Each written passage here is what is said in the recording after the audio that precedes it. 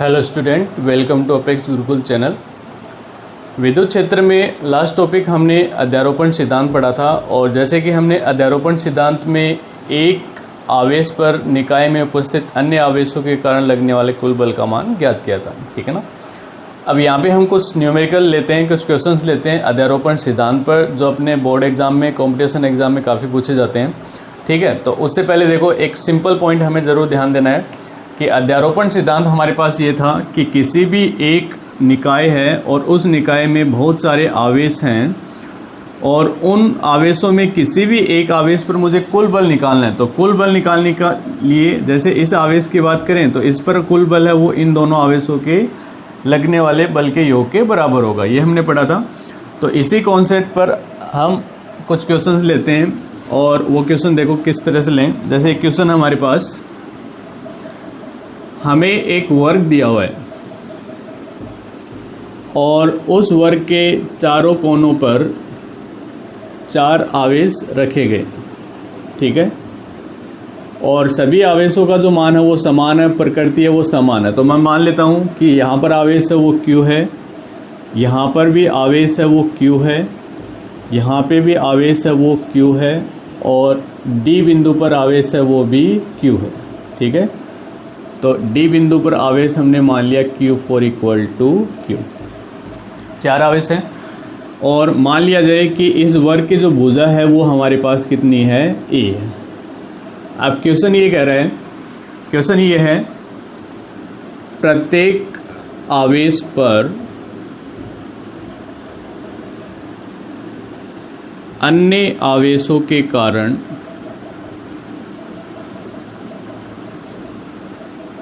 लगने वाला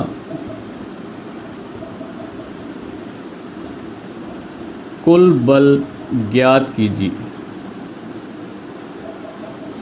ठीक है। तो सिंपल ये कह रहा है कि सभी आवेश, जैसे ये आवेश है तो इस पर ये तीनों आवेश बल लगाएंगे, इस पर ये तीनों आवेश बल लगाएंगे, तो प्रत्येक आवेश पे कुल बल का मान कितना होगा ये हमें ज्ञात करना है। तो अध्यारोपण सिद्धांत अप्लाई करेंगे, कूलाम का नियम अप्लाई करेंगे और उस नियम से हम इसका मान निकालेंगे। तो देखो इस क्वेश्चन में एक पॉइंट हमेशा ध्यान रखना है मेरे को, अगर हमारे पास आवेश का मान समान है, दूरी का मान समान है, तो सीधी सी बात है बल का मान भी समान आएगा। क्यों? क्योंकि कूलाम नियम से बल F का मान जो हमने पढ़ा है वो क्या पढ़ा है, KQ1Q2/r²। तो अगर दोनों आवेश बराबर हैं, दूरी समान है, तो इसका मतलब बल का मान भी समान होगा, ठीक ना। तो इन चारों आवेशों को ध्यान से देखें, सभी का परिमाण है वो समान है, सभी आवेशों की एक दूसरे से जो दूरी है वो समान है। यानी कि इस आवेश की बात करी जाए तो इससे आवेश A है, इससे आवेश दूरी A है और यहाँ से ये दूरी, ये वाली दूरी भी क्या होगी, समान होगी। तो सारी दूरियाँ समान हैं, आवेश समान है, तो इसका मतलब बल, कुल बल का मान है वो क्या आएगा, समान आएगा। तो कोई भी एक आवेश पे हम बल निकाल लें और वही बल है वो सभी आवेशों पर लगने वाले बलों के बराबर होगा, ठीक है ना। तो जैसे मैं बिंदु B पर रखे आवेश Q2 की बात करूं, इस पर लगने वाला कुल बल हम ज्ञात करते हैं। तो ठीक है, तो यहाँ से देखो, सबसे पहले इसको हम इस तरह से निर्देशित कर दें, मान लेते हैं कि ये B पॉइंट और इस पर आवेश रखा हुआ है Q2, ठीक है ना। अब देखो सॉल्यूशन हम लें इसका, Q1 के कारण Q2 पर बल, इस पे बल मान, इसको नाम दे दें 2 पर लग रहा है 1 की वजह से F21। देखो K पहला आवेश का मान Q, दूसरे का भी Q और दोनों के बीच की दूरी है वो कितनी है हमारे पास, A²। तो F21 का जो मान आता है वो आता है मेरे पास KQ²/A², समीकरण नंबर 1। अब देखो यहाँ पे हमें दिशा का भी पता होना चाहिए। तो ये समान प्रकृति के दोनों आवेश हैं, तो ये इस पे बल लगाएगा, नहीं इसको प्रतिकर्षित करेगा, बाहर की ओर फेंकेगा, तो बाहर की ओर फेंकेगा तो मान लिया ये बल लग रहा है F21, ठीक है। अब इस आवेश Q3 की बात करें तो Q3 आवेश के कारण जो बल लगेगा वो कितना लगेगा, 2 पर लग रहा है, किसकी वजह से, 3 की वजह से, ठीक है। तो क्या जाएगा अपने पास, K पहला आवेश Q, दूसरा आवेश Q, दोनों के बीच की दूरी A, तो सेम आ जाएगा अपने पास KQ²/A², समीकरण नंबर 2। बल की दिशा ले लें तो ये दोनों एक दूसरे को प्रतिकर्षित करेंगे, तो प्रतिकर्षित करेंगे तो ये बल आ जाएगा अपने पास F23। 2 पर लग रहा है किसकी वजह से, 3 की वजह से, ठीक है ना। तो इसको मैं थोड़ा सा रफ कर दूं, ठीक है। तो कुल बल का मान हमें ज्ञात करना है। तो यहाँ पे देखो, अब यहाँ पे हमारे पास 2 सदिश हैं, एक सदिश तो ये रहा, एक सदिश ये रहा, और दोनों के बीच एक कोण बन रहा है, और कोण का मान कितना है, 90 डिग्री। तो देखो सदिशों के योग नियम से हमने ये पढ़ा है, समांतर चतुर्भुज, सदिशों का समांतर चतुर्भुज योग नियम पढ़ा है कि जब भी 2 सदिश एक दूसरे से किसी कोण पर स्थित हैं तो उनका एक परिणामी होगा, और वो परिणामी का जो मान है या उसका परिमाण है, तो क्या पढ़ा था हमने, जैसे मैं यहाँ पे थोड़ा सा बता देता हूँ कि अगर मेरे पास एक सदिश है P, एक सदिश है Q, और दोनों एक दूसरे से थीटा कोण पर हैं, तो उनका एक परिणामी होगा और वो होगा R। तो R का जो सूत्र पढ़ा था हमने वो क्या था, P² + Q² + 2PQ cos theta पढ़ा था ना ये। तो ये R का मान आ गया। तो इसी से देखो यहाँ पर 2 सदिश हमारे पास हैं, दोनों के बीच एक कोण बन रहा है, तो कोण बन रहा है तो इनका एक परिणामी बल होगा। कहने का मतलब इन दोनों का एक परिणामी बल इस पे लगेगा, और वो परिणामी बल मान लिया मैंने, ये मान लिया F1, ठीक है। तो F1 का जो मान आएगा वो क्या आएगा, तो देखो हम यहाँ पे क्या लिख सकते हैं, बल F21 व F23 का परिणामी बल F1 है, तो F1 का मान निकाल लें। तो F1 का मान क्या आएगा, देखो F1 मेरे पास आता है, हाँ भाई ये सूत्र लगा देंगे, पहला सदिश कितना है F21, दूसरा कितना है F23, और दोनों के बीच कोण कितना बनना है, 90 डिग्री। तो क्या जाएगा, F21² + F23² + 2F21 2F23 और cos 90 डिग्री। दोनों के बीच जो कोण बन रहा है वो कितना बन रहा है, 90 डिग्री। अब cos 90 का मान कितना, 0। अब ये देखो इन दोनों का परिमाण जो है वो समीकरण 1 और 2 से बराबर है, तो बराबर है, तो इसका मतलब F23 की जगह मैं क्या रख सकता हूँ, F21 रख सकता हूँ। तो क्या जाएगा मेरे पास, F1 = F21² + F21²। तो क्या जाएगा, F1 का मान 2F21², तो ये बच जाएगा √2F21, और F21 का मान हम रख दें तो हमें क्या मिल जाएगा, इस बल का मान मिल जाएगा KQ² समीकरण नंबर 3। तो इसका मतलब इन दोनों आवेशों के कारण इस पर बल का मान हमारे पास ये आ गया। अब तीसरा आवेश बच गया, देखो D पर रखा हुआ, और D पर रखा हुआ आवेश का मान जो है वो हम निकालेंगे, बल का मान हम निकालेंगे। तो बल का मान निकालने से पहले देखो यहाँ पर ये वाली दूरी हमें पता होनी चाहिए, ये वाली दूरी साफ दिखाई दे रही, देखो ये एक समांतर कोण समकोण त्रिभुज बन रहा है, ठीक है। तो ये आधार हुआ, ये लंब हुआ, तो ये कर्ण, तो कर्ण हमारे पास क्या है, आधार स्क्वायर और लंब स्क्वायर। तो यानी कि यहाँ से हम इसका मान निकालें तो देखो +Q4 आवेश के कारण बल, इसके कारण बल कितना आ जाएगा, F24 मान लिया जाए। आवेश Q1 Q2 दोनों का मान समान है, तो Q² हो गया, और दोनों के बीच की जो दूरी है वो कितनी है अपने पास, BD, तो ये BD का स्क्वायर।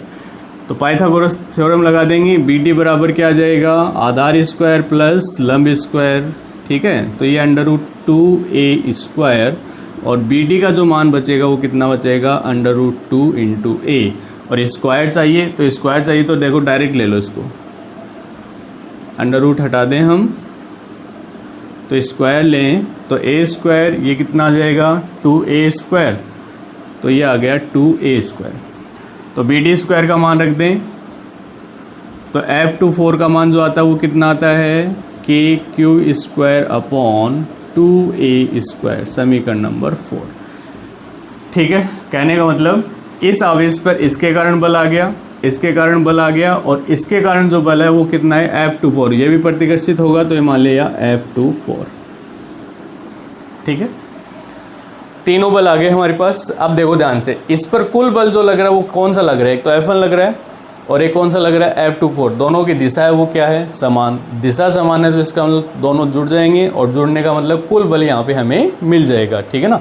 तो यहाँ पे इसका मतलब क्या लिख सकते हैं, अतः Q2 आवेश पर कुल बल, और इस पे कुल बल का मान जो आएगा वो क्या जाएगा, F equal to F1 plus F2 4। F1 का मान कितना है भाई, √2 KQ square upon A square, KQ square upon 2A square. Okay, और इसको आगे हम सोल्व करें तो हमें क्या मिल जाएगा, जैसे यहाँ पे ले लें तो देखो KQ square upon A square common आ रहा है, तो अंदर क्या बचेगा, F equal to KQ square upon A square और √2 प्लस 1 अपॉन 2। तो ये न्यूटन बल इस पर लागू होगा। तो यानी कि इस आवेश पे कुल बल का मान है वो हमारे पास ये आ गया। अब देखो मैंने ये बताया कि आवेश का मान समान है, दूरियां समान है, तो इसका मतलब प्रत्येक आवेश पे जो बल लगेगा वो बल कितना होगा हमारे पास, इसके बराबर होगा KQ square upon A square √2 1/2 Newton.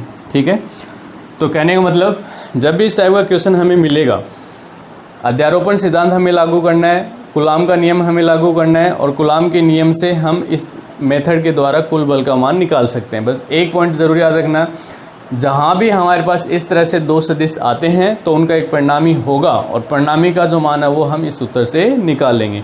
अगर दोनों के बीच कोण 90 डिग्री बन रहा है तो अब डायरेक्टली आपको कुछ नहीं करना, cos 90 का मान 0, तो इसका मतलब ये टर्म बचेगी, और अगर ये दोनों भी समान है तो हमारा जो आंसर आएगा वो √2 और किसी भी एक सदिश का परिमाण, तो डायरेक्ट हम इसका आंसर ये निकाल सकते हैं। ठीक है, तो ये हमारे पास एक क्वेश्चन हो गया। अब देखो एक क्वेश्चन और लेते हैं जिसमें आवेश, जैसे यहाँ पे तो आवेश है वो क्या है, धनात्मक है।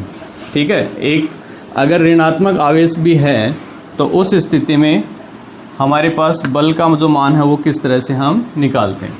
ठीक है, देखो जैसे आरबीएससी के लिए एक क्वेश्चन दिया हुआ है, उदाहरण हमारे पास कि हमारे पास एक त्रिभुज है,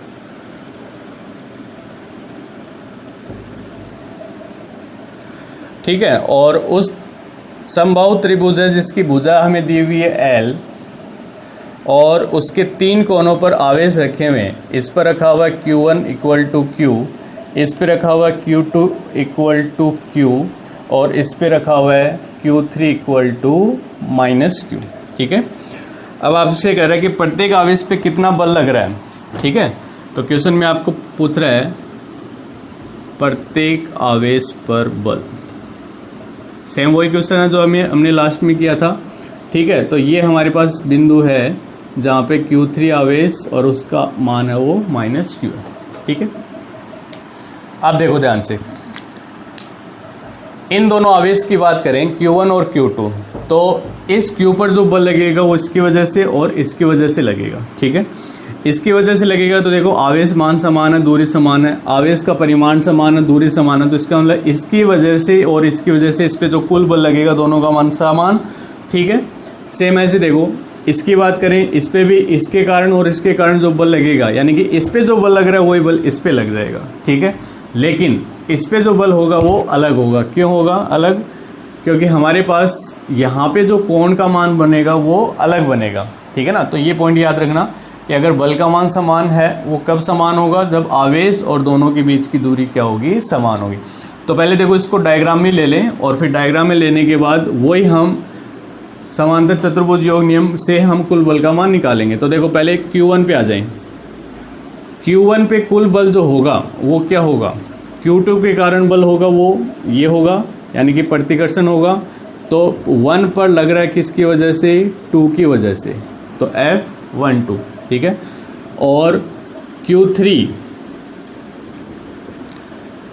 कौन सा है, माइनस, ये कौन सा है, प्लस, तो ये इसको आकर्षित करेगा, तो आकर्षित करेगा तो बल जो लगेगा वो अंदर की ओर लगेगा, और वो बल ले लिया मैंने 1 पर लग रहा है किसकी वजह से, 3 की वजह से। क्लियर है? ठीक है, अब देखो ध्यान से, वही सेम कंडीशन आ गई, दो सदिश हैं, दोनों के बीच एक कोण बन रहा है। तो देखो ये समबाहु त्रिभुज है, यानी कि प्रत्येक कोण है वो कितना होगा, 60 डिग्री।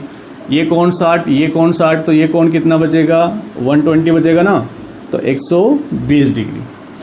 फिर दोनों का परिणामी बल निकालें तो परिणामी बल की दिशा ये आ जाएगी मेरे पास, तो इस पे जो कुल बल आएगा वो कितना आ जाएगा, F1 आ जाएगा।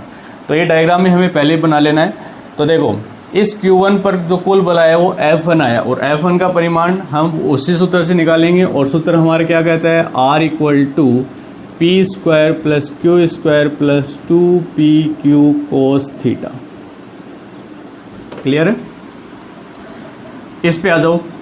इस पे जो कुल बल होगा वो इसके और इसके कारण होगा, तो Q1 इस पे बल लगाएगा यानी कि बाहर की ओर, तो 2 पर लग रहा है किसकी वजह से, 1 की वजह से, और ये इसको आकर्षित करेगा, तो इसका मतलब इस पर जो बल लगेगा वो अंदर की ओर लग जाएगा। तो 2 पर बल लग रहा है किसकी वजह से, 3 की वजह से। सेम वही कोण, दोनों बीच कोण 180 डिग्री बन रहा है, और इन दोनों का परिणामी एक बल होगा, और वो बल मान लिया मैंने F2।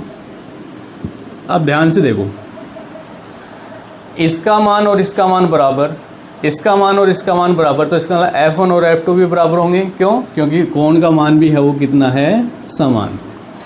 ठीक है, तो एक बल हम निकाल लें, दूसरा अपने आप हम समझ में आ जाएगा, दोनों समान है। अब इसकी बात करें तो इस पे देखो, इस पर ये बल लगाएगा तो इसको मतलब अपनी ओर आकर्षित करेगा, ऋणात्मक और धनात्मक है, तो F3 पर लग रहा है कि इसकी वजह से, 2 की वजह से। और इसकी बात करें तो क्या आ जाएगा अपने पास, F3 3 पर लग रहा है किसकी वजह से, 1 की वजह से। इसका मतलब परिणामी जो होगा वो ये आ जाएगा मेरे पास F3, और दोनों के बीच कोण जो बन रहा है वो कितना बन रहा है, 60 डिग्री। क्लियर?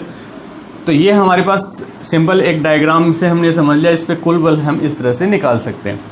अब देखो कोई भी ये मान हम निकाल लें, ये अपने आप आ जाएगा, ये हम निकाल सकते हैं, तो वही हम सदिश योग नियम काम में लेंगे। तो देखो सबसे पहले F12 और F इसका मान निकालो, तो देखो यहाँ पर Q1 पर Q2 के कारण बल F12, और F12 को हम क्या लिखें, परिमाण के रूप में, दोनों आवेश का परिमाण समान है, तो मैंने बताया था परिमाण में प्लस और माइनस हो कोई फ़र्क नहीं पड़ेगा, और दोनों के बीच की दूरी क्या है, L², तो ये आ गया L। ठीक है, अब Q2 पर Q3 के कारण बल, तो F13 क्या जाएगा, दोनों आवेश समान है, दूरी समान है, तो ये आ जाएगा।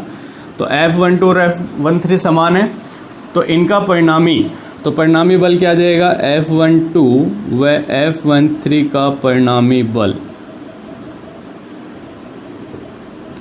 और वो मान लिया F1। अंडर रूट वाला फॉर्मूला अप्लाई करते हैं तो क्या जाएगा, देखो F12 square F13 square F12 F13, और कोस और दोनों के बीच कोण बन रहा है वो कितना बन रहा है, 120 डिग्री। ठीक है, अब देखो यहाँ से F12 और F23 समान है, तो इसका मतलब इनको एक साथ में लिख दें, कोस 120, कोस 120 का मान -1 हमने पढ़ा है, तो ये मान हम यहाँ पे रख दें।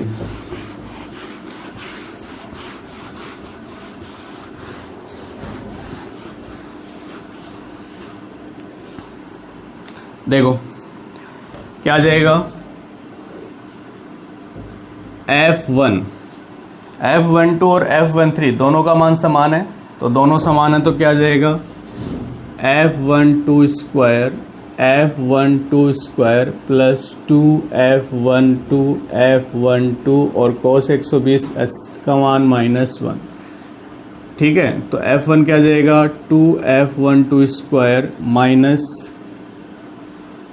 हाँ देखो सॉरी ये उल्टा लिख दिया, इसका मान है अपने पास -1/2। cos 120 का मान हम निकाल सकते हैं, पढ़ा था हमने ट्रिग्नोमेट्री में, cos 120 को हम क्या लिख सकते हैं, 90 + 30, और ये -sin 30, तो यह आ जाएगा -1/2। ठीक है, तो ये हमारे पास क्या आ जाएगा, 2 से 2 कैंसिल हो जाएगा, और ये आ जाएगा F12 स्क्वायर, और 2 से 1 गया तो हमारे पास क्या बचेगा, F12 स्क्वायर। तो F1 का जो मान आता है वो F12 के इक्वल आ जाएगा, और वो कितना दिया हुआ अपने को, KQ²/L²। ओके, तो यहाँ पे देखो यहाँ पे आपको कुछ साफ दिखाई दे रहा है कि F1 का जो मान है वो इन दोनों के परिमाण के बराबर आ रहा है। तो इसका मतलब यहाँ पे भी हम निकालें तो वो सारी चीज़ें सेम है। तो इसी तरह हम निकाल सकते हैं, इसी तरह Q2 पर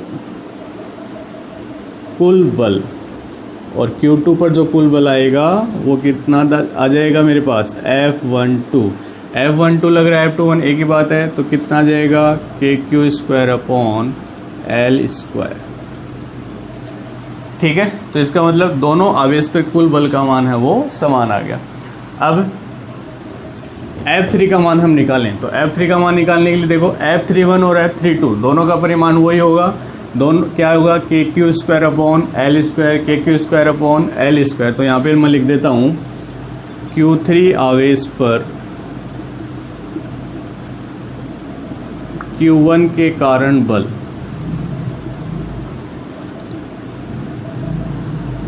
तो Q1 के कारण जो बल आएगा वो कितना आ जाएगा, Q31 KQ²/L², और Q2 के कारण, तो Q2 के कारण क्या आ जाएगा, F32 KQ²/L²।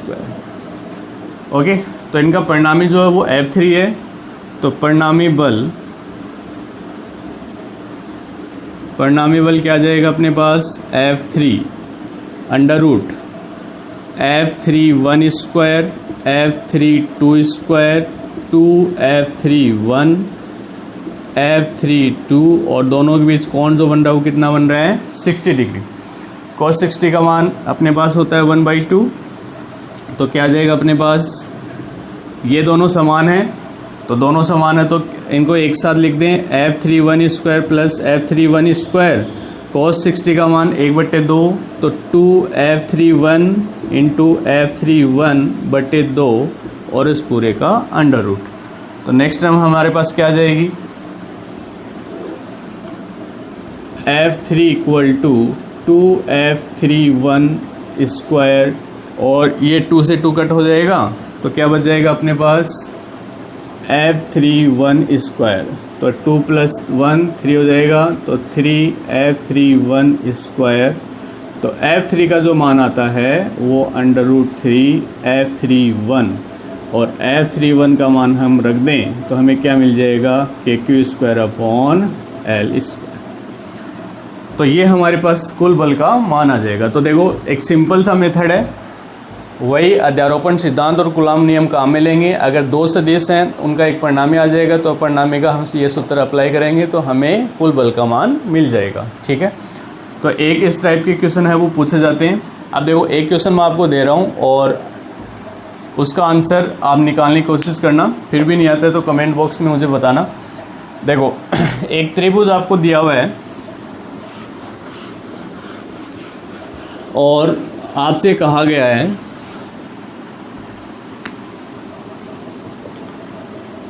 इस त्रिभुज पर आवेश रखे हुए हैं,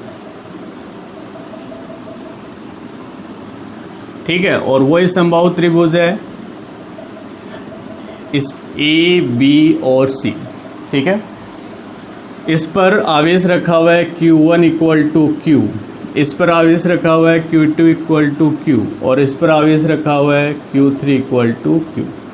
अब ये कहा कि इस त्रिभुज के केंद्रक पर एक आवेश रखा हुआ है बिंदु O पर,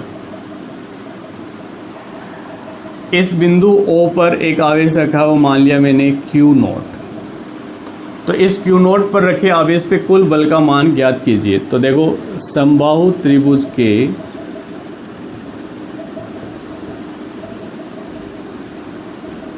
केंद्रक O पर त्रिभुज के कोनों पर रखे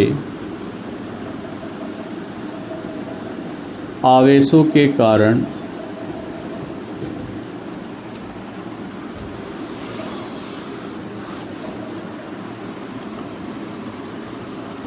कुल बल कितना होगा।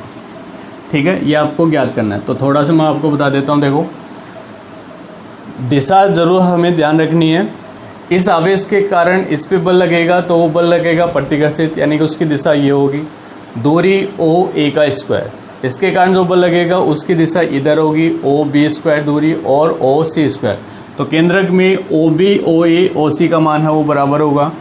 तो इनका मान निकालने के लिए देखो, ये हमारे पास समकोण त्रिभुज बन रहा है, ये दूरी हमारे पास l/2, तो यहाँ से कुल दूरी आ जाएगी। ये वाली जो दूरी होगी, ये वाली दूरी इस कुल दूरी का 2/3 भाग होगी, ठीक है ना। तो उससे हम ये वाली दूरी निकालेंगे, एक दूरी आती है तो तीनों दूरी आ जाएंगी, और तीनों दूरी आती हैं तो हमारे पास कुल बल का मान आ जाएगा। एक पॉइंट और देखो कि ये बल इधर लगेगा, ये बल इधर लगेगा, तो इन दोनों का परिणामी ऊपर की ओर लग जाएगा, फिर इसके कारण जो बल लगेगा वो नीचे की ओर लगेगा। तो इसका मतलब दो बल परिणामी लगेंगे, एक तो ऊपर की ओर, एक नीचे की ओर। तो दोनों का परिणामी यानी कुल बल का मान हमें मिलेगा, वो आपको ज्ञात करना है। ओके, फिर भी इस टाइप के क्वेश्चन में किसी भी तरह की कोई दिक्कत है, कोई डाउट है तो मुझे प्लीज़ बताएं, कमेंट बॉक्स में ज़रूर लिखें। ओके, तो नेक्स्ट लेक्चर में हम स्टार्ट करेंगे विद्युत क्षेत्र के बारे में, कि विद्युत क्षेत्र क्या है, विद्युत क्षेत्र की तीव्रता क्या है, फिर हम अलग अलग स्थितियों में विद्युत क्षेत्र की तीव्रता का मान ज्ञात करेंगे। Okay, thank you.